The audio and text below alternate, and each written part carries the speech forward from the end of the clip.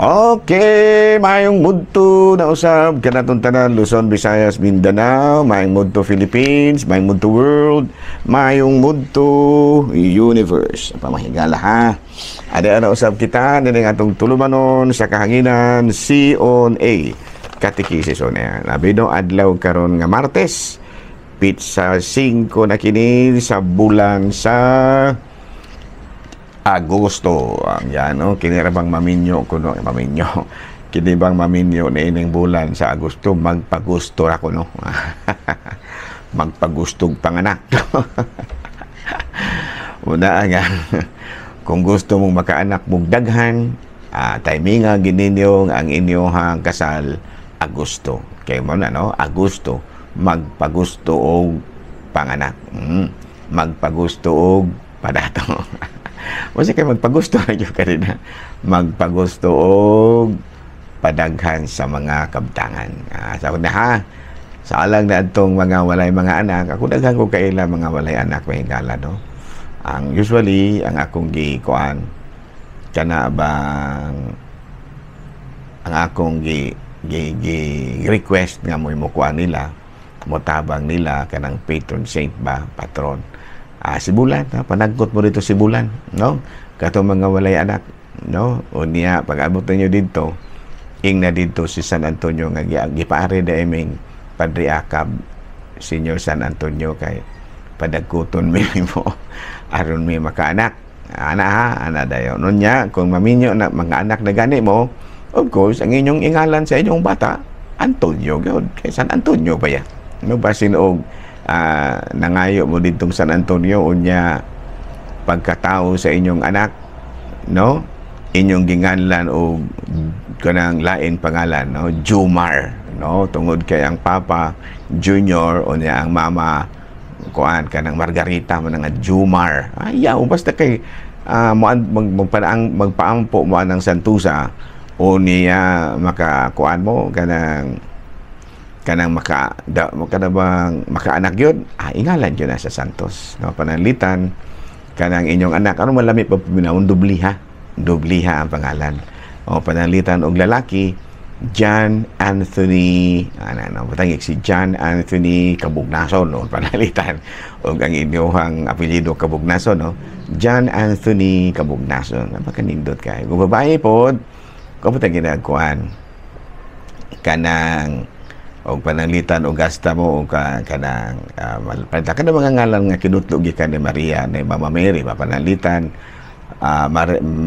kanang Lourdes no Lourdes kanang kaya kan man na bahal nga birhen sa Lourdes no o baka kanang mahal nga birhen sa Fatima so ngaling Fatima ang imong anak o baka kanang Guadalupe o birhen sa Guadalupe no? O baka mo na siya ng mga pangalan na magdalag yun sa mahal nga birhen ha kay matod palagi malipay man tang mahal nga birhen nga nagdalag yun kanunay sa iyahang pangalan, no? Lourdes, Fatima, Guadalupe ingon niya no?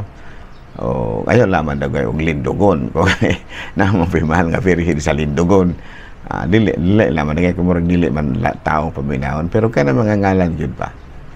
Klaro? Sige. Alaari ta may galan sa Saint at ato ang Saint of the Day. Ang atong Saint of the Day karon August 5. Ang kuan gihapon, Mama Mary gihapon, no? Pero kuan ay ang ato karon August 5. Dedication of the Basilica of Saint Mary Major. The Basilica of Saint Mary Major is considered as the largest church built in honor of God through Mary. Now, one of the 4 Roman basilicas. Ang number 1, St. John Lateran, Basilica of St. Peter, and Basilica of St. Paul outside the wall. Ayan, on tradition, a wealthy Roman couple pledged their fortune to the Mother of God. A miracle happened when there was snow in summer. Ayan, no, snow in summer. And the Virgin told them to build a church on the same site, Our Lady of Snow. O, ayan, no? So, karong adlaw, mahingala, ato nga giila gipahinumduman, gipasidunggan ang atong mahal nga birhen, no? Unya ang tawag sa Basilica, Basilica of Saint Mary Major, o karong adlaw mao ang anibersaryo sa pagka-dedicate niini ngadto sa Ginoo. Ayan.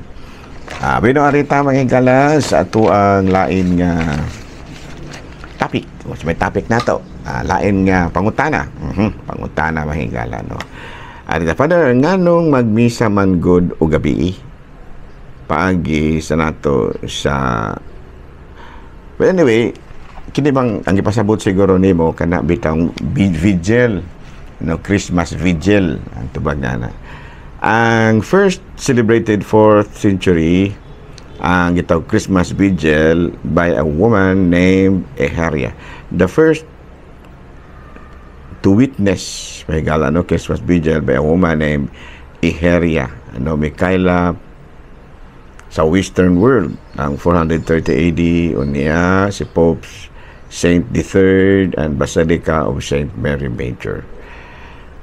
So nganong magmisa man gyud ta sa tungang gabi. Actually kuan man na siya god, misa sa pagpaabot mo na gitawag na to og vigil, Christmas vigil na.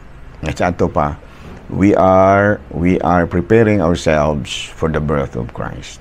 Mo na nga mas maayo gyud nga naa gyud ta diha mismo sa simbahan samtang nagpaabot kita sa pagsaulog sa pagkatao ni Kristo. Pero dili man gyud ingon nga kanang i-timing gyud atong alas 12. Usually ako diri sa Ayungon ang atong Christmas vigil mo start ta og alas 8. No, niya mahumanag mga alas 10 pasado.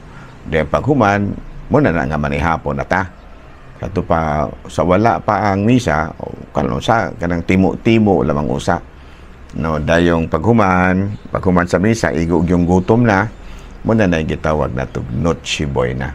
Mangao na sa pagkaon sa tungang gabi. Pero pwede po daron di labi na kato mga ulceron nga magkaon-kaon na lamandaan, hanog-hanig ba, pero katong yung mga gitawag nato mga delicacies gyud unya na gyud sa Noche Buena.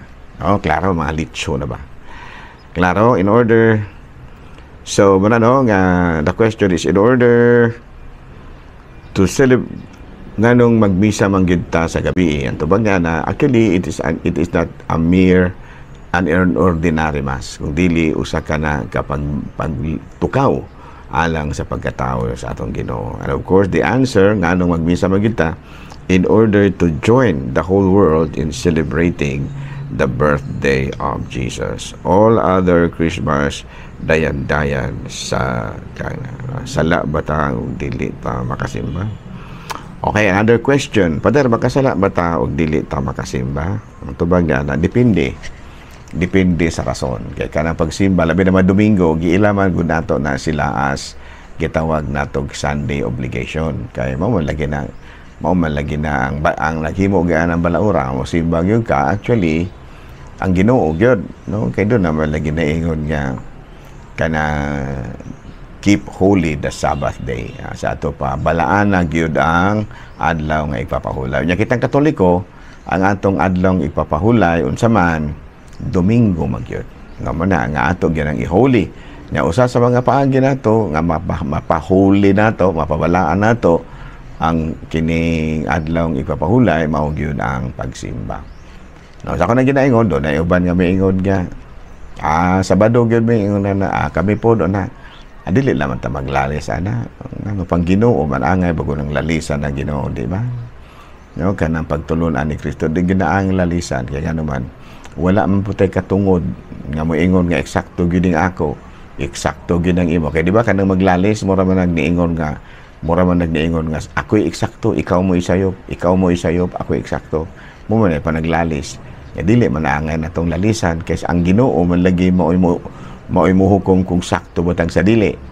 No man ginaingon sa pinulungan pa nato nga Ginoo ray na sayod. No muna no nga abang mga pagtulunan moingon nga muna sayo pang Katoliko, katang Katoliko pud moingon puta nga sayo po ning lain relihiyon. Dili naman ta ana. Dili naman ta maghukmanay, no? Kay ang bugtong makahatag sa matud pa desisyon kung nasayop ba ta o dili si Kristo lamang, no? Kay siya man mo'y nakasayod kung siya mga pagtulunan sa usa-usa. Okay, di na lang tatakutob ha, sa mangyod nga kining medyo kapoy-kapoy na pugko kay murag luya-luya ko gamay, pero sa ngalan sa itong talahurong obispo, Bishop Polito B. Cortez, Station Manager, si Father Ramata, ang manusab, ang akong mga kaubanan nga mga kaparian, Lukok, Kabisayan ug Mindanao, ug ingon manusab ang tanan gyud nga mga membro sa Katolikong Simbahan. Salamat sa pagpaminaw ug maayong mudto, Pilipinas.